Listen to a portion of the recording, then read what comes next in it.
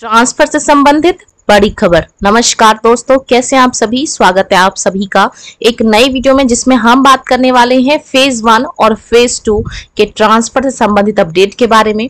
क्या टीआरई 3 वालों को भी मौका मिलेगा फेज 2 में, इसके बारे में बात कर सकते हैं।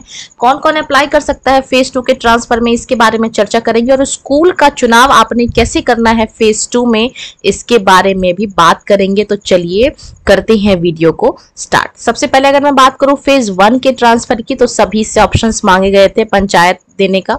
ठीक है, तो हुआ क्या, सबसे पहले कैटेगरी में जो बीमार लोग थे उन लोगों का ट्रांसफर हुआ। दूसरा जो कैटेगरी रखा गया था वो हस्बैंड और वाइफ के लिए रखा गया था, यानी कि जिनके पति पत्नी दोनों टीचर हैं, उन लोगों का जो ट्रांसफर है वो हो चुका है। अब बात करेंगे हम थर्ड कैटेगरी की। तीसरी कैटेगरी में जो टीचर 1 to 5 के हैं, उन लोगों में से ऑलमोस्ट टीचर का जो ट्रांसफर है वो हो चुका है, बशर्ते कि उन्होंने जो डिमांड किया है वो जगह उनको खाली मिले। इस कंडीशन में उनका जो ट्रांसफर है वो हो चुका है। तो अब हम बात करेंगे कि आपको जब स्कूल के लिए अप्लाई करना है तो आपको किन किन चीजों का ध्यान रखना है, इसके बारे में हम चर्चा करेंगे। चलिए देखते हैं फेज 2 के ट्रांसफर के बारे में एक बड़ी अपडेट। तो फेज 2 का भी ट्रांसफर जो है वो भी आपको जल्द ही देखने को मिलने वाला है।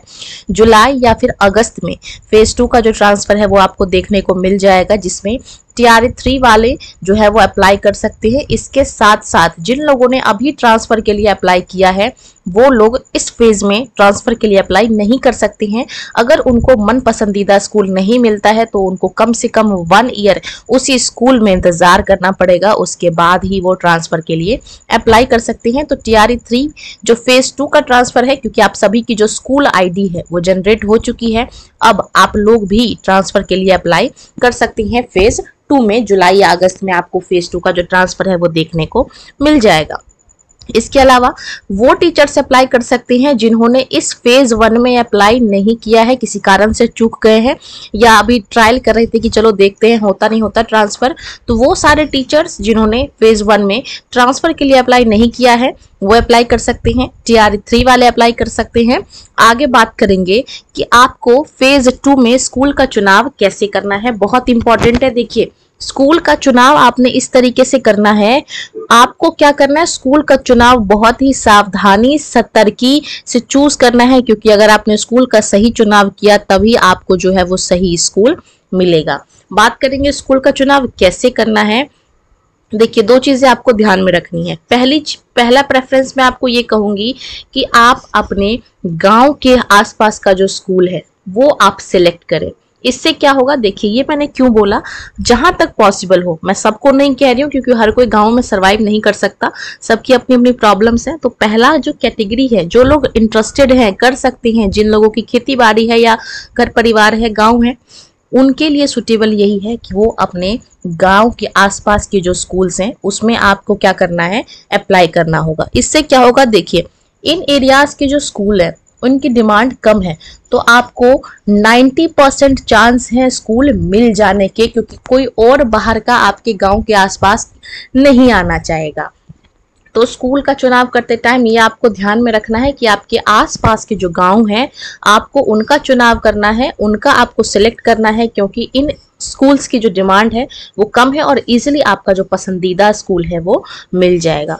दूसरा हम बात करेंगे, अगर आपको अर्बन एरिया यानी कि अगर आपको शहर में पोस्टिंग चाहिए तो आपको क्या करना है, शहर के 5-6 किलोमीटर में आपको नहीं जाना है, क्योंकि वहां पे क्या होती है, ज्यादातर जो है वो नगर निगम होता है। दूसरी बात, फेज 1 के ट्रांसफर में ये वाला एरिया जो है पॉसिबल है कि बुक्ड हो चुका है, खाली होने के बहुत कम संभावनाएं हैं। तो रिस्क ना लेते हुए 0 से 5 किलोमीटर मेन टाउन को आपको कम से कम अवॉइड करना है।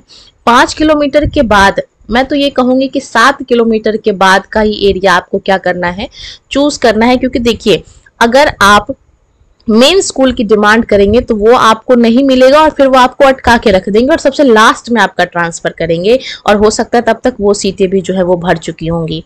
तो अगर आप शहर में लेना चाहते हैं ट्रांसफर, अर्बन एरिया के आसपास रहना चाहते हैं, तो आपको कम से कम 6-7 किलोमीटर अवॉइड करना है जो मेन टाउन है, उसके बाद ही आपको क्या करना है, अप्लाई करना है। फॉर एग्जाम्पल के लिए मैं आपको उदाहरण देती हूँ, मधुबनी, जैसे मधुबनी है, शहर है ना, इसमें जो मेन स्कूल है वाटसन हो गया, सूरी हो गया। तो अगर हर कोई चाहेगा कि मैं मधुबनी में रहूं, ऑब्वियस सी बात है, टाउन है, सिटी है, लाइफस्टाइल अलग है, तो चाहेगा कि वहां रहूं। तो अगर हर कोई ये डिमांड कर लेगा कि मुझे नहीं वॉटसन स्कूल ही चाहिए, सूर्य स्कूल ही चाहिए, तो भैया फिर आप इंतजार करते रह जाएंगे, क्योंकि वो जो जगह है वो ऑलरेडी बुक्ड है।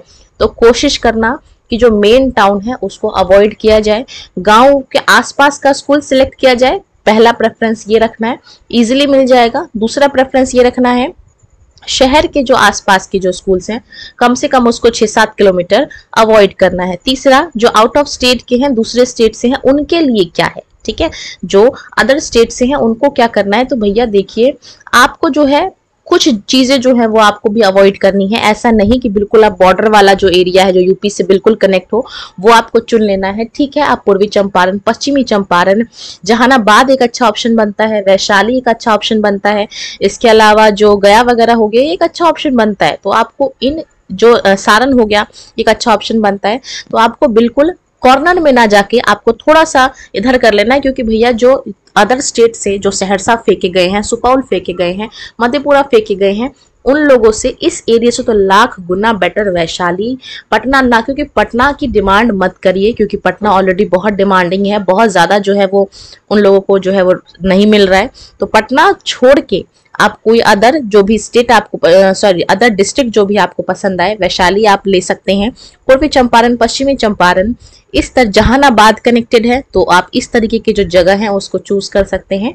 और अंत में बात करूंगी कौन कौन अप्लाई कर सकता है फेज 2 ट्रांसफर के लिए। तो इसकी चर्चा हमने ऑलरेडी कर लिया है कि जिन्होंने अब तक ट्रांसफर नहीं लिया है वो लोग कर सकते हैं, जिन्होंने ट्रांसफर के लिए अप्लाई कर दिया है वो 1 साल तक नहीं करेंगे अप्लाई। और TRE 3 वालों के लिए फेज 2 का जो ट्रांसफर है वो ओपन है, डोर ओपन है, आप लोग भर सकते हैं। और इसके अलावा हम ये भी बात करेंगे कि अब जो लिस्ट है वो कब निकलेगी। तो देखिए, आशा है कि आज रात तक आगे की जो लिस्टें हैं उसमें से भी कुछ चीजें जारी हो सके, और बाकी देखते हैं जब जो होगा हमारे सामने होगा। तो और कुछ लोग ये भी परेशान है कि पता नहीं अब ट्रांसफर का उनको चांस मिलेगा या नहीं मिलेगा। तो देखिए, एक बार जब ट्रांसफर का ऑप्शन खुल जाता है उसके बाद वो कंटिन्यू ही ऐप पे रहेगा। कुछ दिनों बाद जैसे जैसे आप अप्लाई करेंगे उस हिसाब से वो लिंक बनाते जाएंगे और ऑप्शंस आपके लिए खुले रखेंगे। तो इसी के साथ मैं इस वीडियो को यहीं पे एंड करती हूँ। होप कि अब आपको जो बहुत सारे डाउट्स आपके मन में हो वो क्लियर हो चुके होंगे। इसी के साथ वीडियो में बने रहने के लिए धन्यवाद। वीडियो अच्छी लगी हो तो वीडियो को लाइक करना, और ऐसी ही और इन्फॉर्मेटिव वीडियोस को देख लेने के लिए चैनल को सब्सक्राइब कर लेना है।